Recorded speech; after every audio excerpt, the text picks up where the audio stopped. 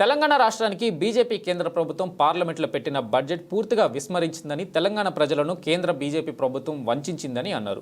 వెనుకబడిన ప్రాంతాలు తెలంగాణలో కూడా ఉన్నాయని, వాటి కోసం బీజేపీ కేంద్ర ప్రభుత్వానికి తెలవదా అని, మరియు నారాయణఖేడ్ ప్రాంతానికి వెనుకబడిన ప్రాంతాలు తెలంగాణలో కూడా ఉన్నాయని, వాటి కోసం బీజేపీ కేంద్ర ప్రభుత్వానికి తెలవదా అని, మరియు నారాయణఖేడ్ ప్రాంతానికి వెనుకబడిన ప్రాంతాల నిధులు కేటాయింపు వర్తించదా, అలాగే నారాయణఖేడ్ ప్రాంతం అభివృద్ధి జరగాలంటే పరిశ్రమలు, రైల్వే, యూనివర్సిటీ, విద్య, వైద్యం, ఇరిగేషన్ అభివృద్ధి జరగాలి అన్నారు. బీజేపీ ప్రభుత్వం ప్రజల ఓట్లు వేయించుకొని వెనుకబడిన ప్రాంతాల అభివృద్ధికి నిధులు కేటాయించకపోవడం చాలా బాధాకరం అన్నారు. 24-25 సంబంధించినటువంటి కేంద్ర ప్రభుత్వ బడ్జెట్ ని ఈరోజు పార్లమెంట్ లో ఆర్థిక శాఖ మంత్రి నిర్మలా సీతారామన్ గారు ప్రవేశపెట్టారు. ఈ బడ్జెట్ మొత్తంగా చూసినప్పుడు 48.20 లక్షల కోట్లకు సంబంధించినటువంటి బడ్జెట్ ని ప్రవేశపెట్టారు. కానీ ఇది పూర్తిగా అంకల గారడితో ప్రజల్ని విస్మరించేటటువంటి పద్ధతిలో ఈ బడ్జెట్ ఉంది తప్ప ఈరోజు ప్రజా సంక్షేమానికి ఎట్టి పరిస్థితులు ఇది ఉపయోగపడినటువంటి బడ్జెట్గా ఈరోజు కనిపిస్తూ ఉంది.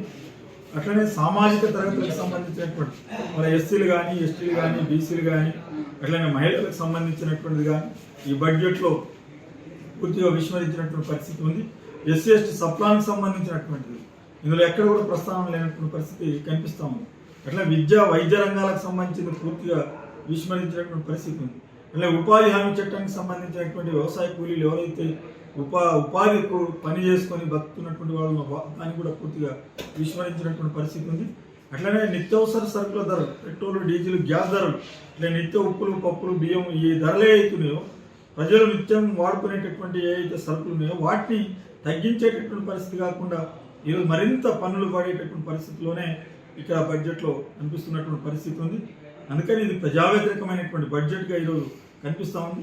నిరుద్యోగులకు సంబంధించింది కూడా ఈరోజు పెద్ద ఎత్తున గతంలో సంవత్సరానికి 2 కోట్లు ఇస్తామని చెప్పారు. 10 సంవత్సరాల్లో ఈరోజు ఉన్న ఉద్యోగాలు రాకపోగా ఉన్న ఉద్యోగాలు పోయినటువంటి పరిస్థితి ఉంది. ఇప్పుడు మళ్ళీ ప్రకటన చేసి 5 సంవత్సరాల్లో 4 కోట్ల ఉద్యోగాలు ఇస్తామని చెప్పేసి దీంట్లో పెట్టారు.